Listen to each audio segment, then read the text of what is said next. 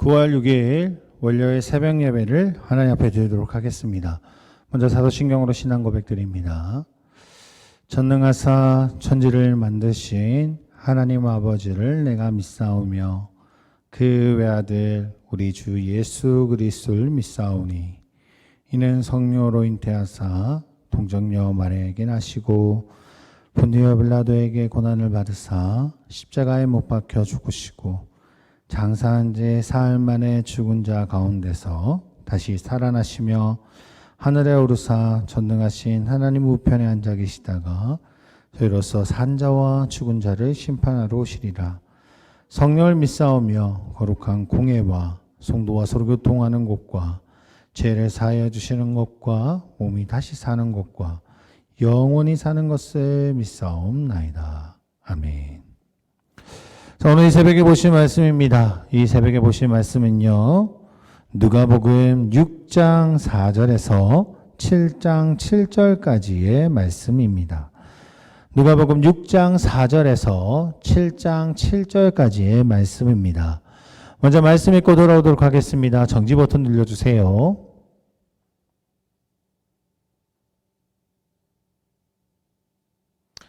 오늘 본문 말씀 보도록 하겠습니다. 오늘 본문 말씀은 누가복음 6장 12절에서 19절까지의 말씀입니다. 6장 12절에서 19절까지의 말씀 제가 봉독해 드리도록 할게요.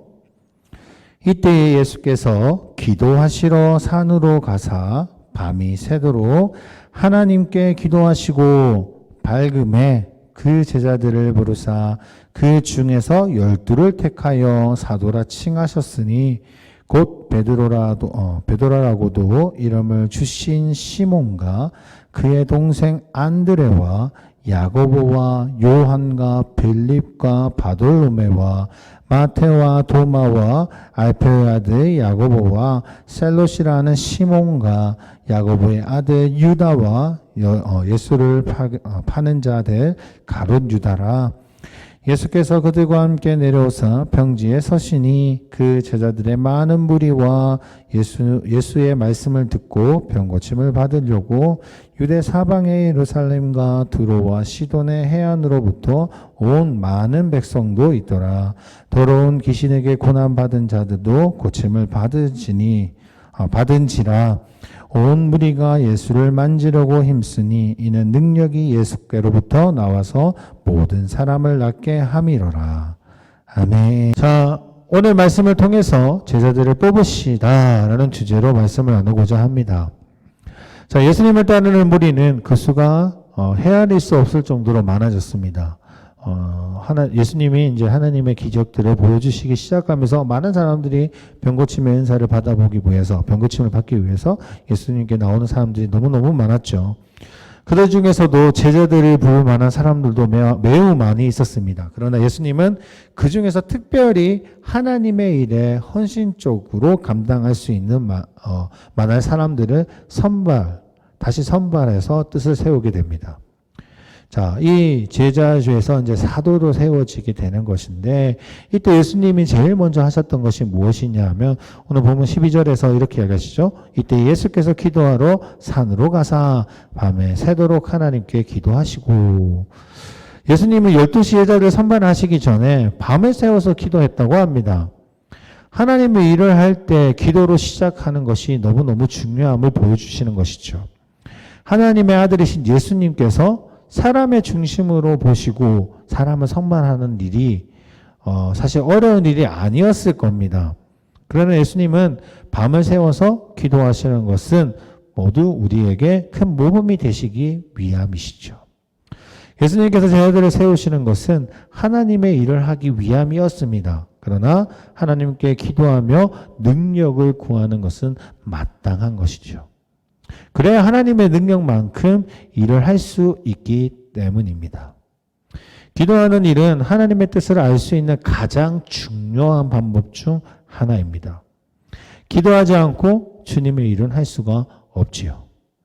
기도하지 않고 사역을 감당하는 것은 하나님하고 대화하지 않고 하나님의 능력을 구하지 않으며 자신의 뜻과 능력으로 하나님의 일을 하겠다라는 뜻입니다. 그러므로 기도는 예수님께서 모범을 보여주신 대표적인 의무이고 또한 우리가 따라야 할 규범의 모습이지요. 어쨌든 예수님께서 기도 후에 세우신 제자들의 이름을 나열해 보면 다음과 같죠. 베드로라고 하는 이름을 주신 시몬과 그의 동생 안드레와 야고보와 요한과 빌립과 바돌로메와 마테와 도마와 알페오의 아들 야고보와 그리고 셀롯이라는 시몬과 야고보의 아들 유다와 예수를 팔게 된 가룟 유다, 이렇게 12명의 제자들을 뽑게 되십니다. 예수님께서 뽑으신 제자들의 그 기준은요, 인간적인 그런 기준이 아니었습니다. 그들은 다들 거의 대부분이죠. 대부분이 시골 출신이고 멸시받는 세례였고 그리고 수입에 적은 직업을 가지고 있는 사람들이었습니다. 그러나 이들에게 공통점이 있는데 그것은 바로 예수님을 따르기 위해서 자신의 전부를 버린 사람이었다라는 것입니다. 전적으로 헌신할 수 있는 사람, 뒤를 돌아보지 않고 예수님 앞에 오로지 드릴 수 있는 그런 사람을 예수님께서 제자로 삼으셨다는 거죠. 오늘 우리 모든 성도님들도 예수님의 제자가 되어야 합니다. 물론 그렇다고 해서 모든 걸 다 버리고 예수님을 따라야 됩니다. 그 시절에 예수님이 사역하고자 하는 모든 일에는요, 꼭 그렇게 했어야 됩니다. 그래야지 하나님의 나라가 세워져 가는 그 과정이었기 때문이죠. 하지만 지금은 모든 것을 다 버리고 따르라는 것은 아닙니다. 하지만 어떤 것들보다 중히 여기는, 예수님보다 더 중하게, 하나님 일보다 중하게 여기서는 안 됨을 이야기하는 것이죠. 12 제자도 일시적으로 떠났지만 모두 다시 돌아와 죽기까지 충성하게 됩니다. 그러므로 우리가 또한 하나님 앞에 죽도록 충성해야 될 이유이기도 하죠. 모두에게 헌신은 분명히 필요합니다. 헌신 없는 신앙생활은요, 결국 죽은 종교를 만들어낼 수밖에 없습니다. 모든 인간관계는 헌신을 통해서 풍성해져 가죠. 서로의 이익을 위해서 맺어진 관계는 결국 손해를 볼 수밖에 없는 선에서 유지할 수 있죠. 만약에 서로 관계에서 서로 손해를 주는 행동을 하게 되면은 그 관계는 유지할 수가 없습니다. 그러나 서로가 헌신적인 관계가 되면 어떤 것을 바라는 것이 아니라 무엇이든 하나님의 말씀대로 주고자 하는 그런 헌신적인 관계가 되면 손해를 오히려 기꺼이 감수하면서도 그 일을 감당할 수 있게 되는 겁니다. 쉽게 떨어지지 않습니다. 우리 이제 셀 모임이 그렇죠. 셀 리더와 셀 원들과의 관계를 셀 리더의 헌신과 그런 노력이 없다면 셀 원들과의 관계를 유지하기 힘들죠. 셀 원들이 셀 리더에게 돈을 주거나 또는 다른 거 무언가를 주는 것이 아니잖아요. 오로지 하나님의 말씀 안에서 헌신하는 가운데 주어진 관계죠. 그러다 보니 웬만해서는 그 관계가 깨어지지가 않습니다. 그렇기 때문에 제자가 우리가 되어야 되는 것이고 또한 헌신적인 사람이 되어야 되고 예수님이 우리에게 보여주셨던 그 헌신을 따라가는 제자가 되어야 됩니다.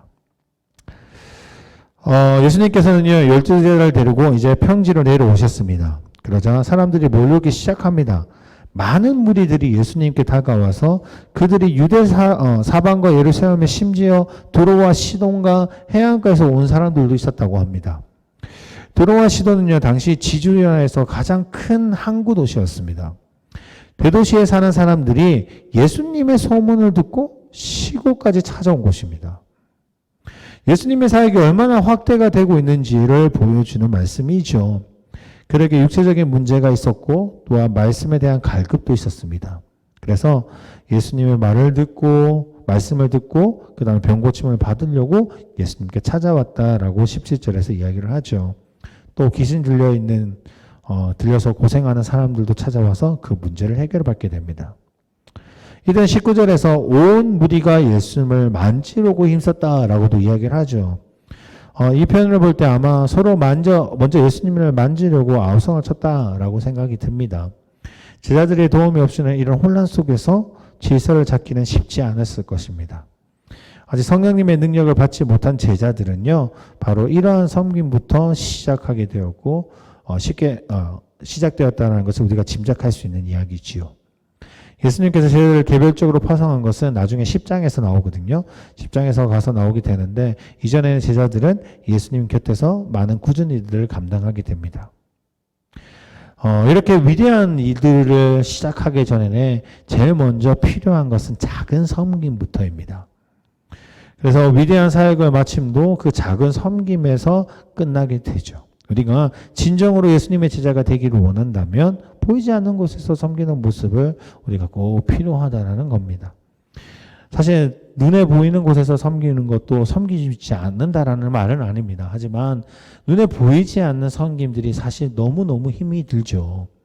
누군가 관심을 가지지 않는 상황에서 나 혼자 하나님과의 관계 속에서 너무나 기쁨으로 성도들에게 섬긴다라는 거 말은 쉽죠. 너무 아름다운 말이지만 실제적으로는 그렇게 하기가 어렵습니다.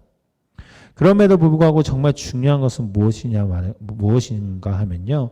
이런 작은 섬김부터 예수님의 제자의 실천이라는 것을 제자를 통해서 보여준다는 거죠. 힘들고 어려운 상황 속에서 우리가 더 하나님 앞에 나아가야 될 이유이기도 합니다. 사랑하는 성도님, 우리가 제자로 세움을 받아야 되죠. 오늘 하루도 우리가 제자로서의 삶을 감당해야 되는데 그 실천은 섬김부터입니다. 그것이 교회에 대한 섬기도 있지만 믿지 않는 자들의 섬김도 분명히 필요합니다. 우리가 먼저 그 사람들을 위해서 우리가 하나님의 말씀을 가지고 섬겨가 나아갈 때 위에서 대접을 받는 자가 아닌 섬김의 존재가 된다면 그것을 통해서 하나님이 어떤 분이신지를 믿지 않는 사람들이 더 알게 되는 상황들이 발생하는 것. 우리가 꼭 기억했으면 좋겠고요. 우리의 모습 속에서 하나님의 모습 그리고 예수님의 그 헌신이 드러날 수 있는 저희 가운교회 성도님들이 되시기를 주의 이름으로 소원합니다. 기도하겠습니다. 하나님 아버지 감사합니다. 언제나 함께 하신 주님, 오늘 제자들을 뽑으시는 모습들을 살펴봅니다. 제자들을 뽑으셨던 것은 세상에서 정말 잘 나가는 사람들을 뽑았던 것이 아니라 정말 하나님 앞에 모든 것을 버리고 나오는 자, 세상의 그 어떤 것들보다 하나님을 소중하게 여길 수 있는 자를 선택했을 줄 믿습니다. 그래서 제자로 세워지고 그들을 통해서 하나님의 역사가 드러나기 시작할 텐데 그 드러나는 것 속에 아주 처음의 시작은 작은 섬김이라는 것을 오늘 말씀을 통해 봅니다. 우리가 세상에 나아가서든 교회에서든 우리가 섬김의 자세 속에서 작은 것부터 우리가 실천할 수 있는 자가 되기를 원하고 그 삶 속에서 하나님이 드러날 수 있기를 주님이 인도하여 주시옵소서. 오늘 이 새벽에도 기도하며 무릎 꿇고 나아갈 때에 우리 기도하는 목소리 속에서 기도하는 기도 제목 속에서 하나님의 응답을 받고 우리가 기쁨으로 누릴 수 있는 하루가 될 수 있기를 주의 이름으로 주님이 주시는 그 축복이 우리와 함께 하기를 원하며 예수 그리스도 이름으로 기도드립니다. 아멘.